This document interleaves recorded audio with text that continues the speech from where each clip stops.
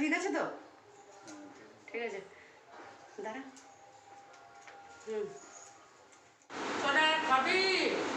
চলে আয়। ডাল মটর খাবি? তাহলে বলো বলো। সোনা খাবি? আয় ডাল মটর ভাজা। এই দেখ,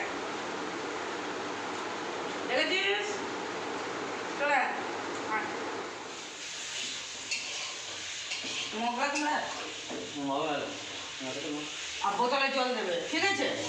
বাবা তুমি যা নুন দিচ্ছিলে ওটা সত্যি আবার নুন ইয়ে মাখিয়েছি আবার তোমার ধুর বাবা নুন হলুদ আবার মাখিয়েছি। তা নুন যদি না হয় ভালো, যদি নুন হয় ব্যাস খেতে আর হবে না। বুঝতে পারবে সোনা?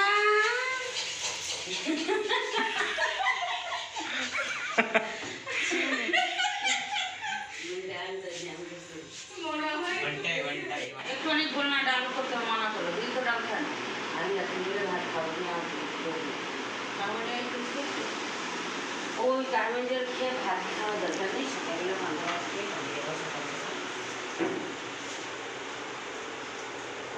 দাঁড়া ভিডিও কল ভালো ভালো করে দাঁড়া। হ্যাঁ ও কী রান্না হচ্ছে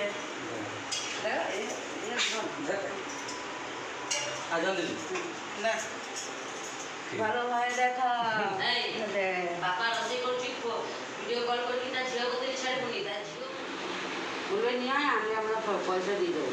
পয়সাটা তো বড় কথা না, এখানে বই নিয়ে যেতেও কষ্ট হয়। পয়সা আর দেবে না, নিয়ে নেবে।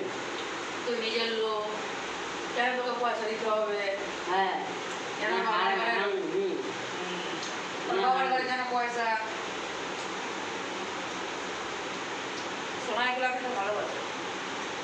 ডাল মটর চানাচুর ঝুড়ি ভাজা বিস্কুট পাঠানো হয়নি।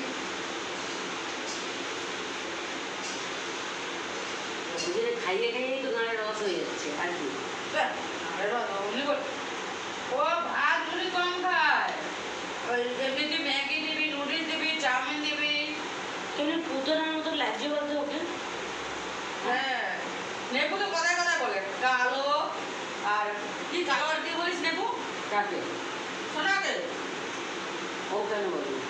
হ্যাঁ তুই নোংরা রাখিস, কালো কালেন্দি না কি একটা বলে। তোরে বলি সোনা বলছো মা আমি কি খুব কালো?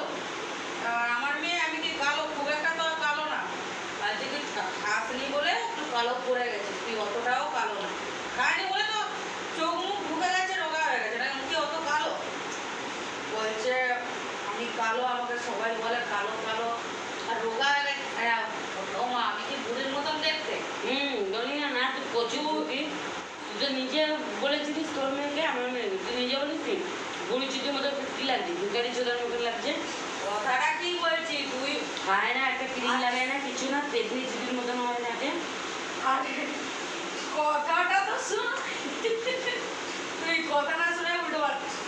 কথাটা হচ্ছে আমার থেকে লাইট টেলিস্কার্ট করছে তোর মেয়ের কাছে। ও আমার মেয়েকে পাঠাবি, আমার মেয়ে সব শুনবে।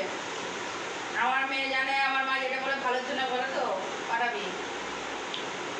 না না ওইটা কিন্তু ঠিক শোনা, আগে কি কেমনি হয়ে গেছে আমার নিজের ক্রিম লাগা, কি ঘি লাগা, আমার নিজের টাইমে খায় না রে। বলছে দিদি তুমি ভালো করে দেখো, তোমার দিদির মেয়ে বলে তুমি বলছো মেয়ে বলে, ওকে দেখো কিরকম লাগছে। আমি দেখো ভালো করে খেয়াল দিলাম। জামা প্যান্ট পরে যা চোখে কি হয়েছে? ছানি করেছে চোখে? কিরকম হয়েছে? মাথা বাল আঁচড়ায়নি কিছু না, মুখ খুব কিরকম হয়ে একটা ক্রিম লাগা, কিছু লাগা। আরে ভালো লাগবে, আমাদের মেয়ে বলে আমরা জানি মেয়ে, ওই চোখে দেখছি। ও ভালোটা দেখে বলতে গেল কেন? কথাটা বুঝলেন না? বুঝি ওর বয়সী, সোনার বয়সী বুঝি, বুঝিকে কত সুন্দর লাগে দেখতে বলতো। হ্যাঁ সুন্দর হয়ে সেই বুঝে থাকে, একটা জিনিস কিনে দিই সুন্দর লাগার জন্য। আর বুড়ি দিদির মনে হয়ে যাবে আর কি হবে? আবার কি বলবে না আমি মুখে মাখবো, ওরা সবাই দেখবে কি বলবে।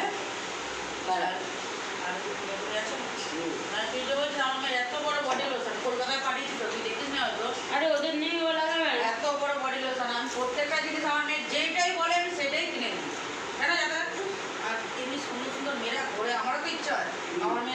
তোর গ্রুপ ও তো পুতনা ছিল ওখানে সুন্দর হয়ে থাকবে পুতনার মতন হয়ে থাকলে ফের বড় ছেলে পছন্দ করবে না সত্যিকার একটা ছেলে সত্যি পছন্দ করবে না। ও পুতনার মতন থাকলে কেউ পছন্দ করবে না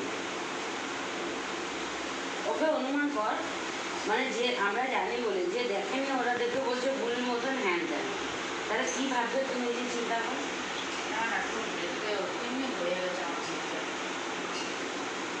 এসব আসলে ঘরে বিশ্বাস করবে না টাকা পেয়ে আছে চোখ মুখ ঢুকে গেছে হাড্ডি গুড্ডি বেড়ে গেছে কান্না পেলেও আর কি করবো কাজ করার সব উঠেছে কাজ করবো আর আমার ওর বাবা বলছে কাজ করতে হবে না তুই ঘরে চলে আয় আমরা অত করে বলছি যে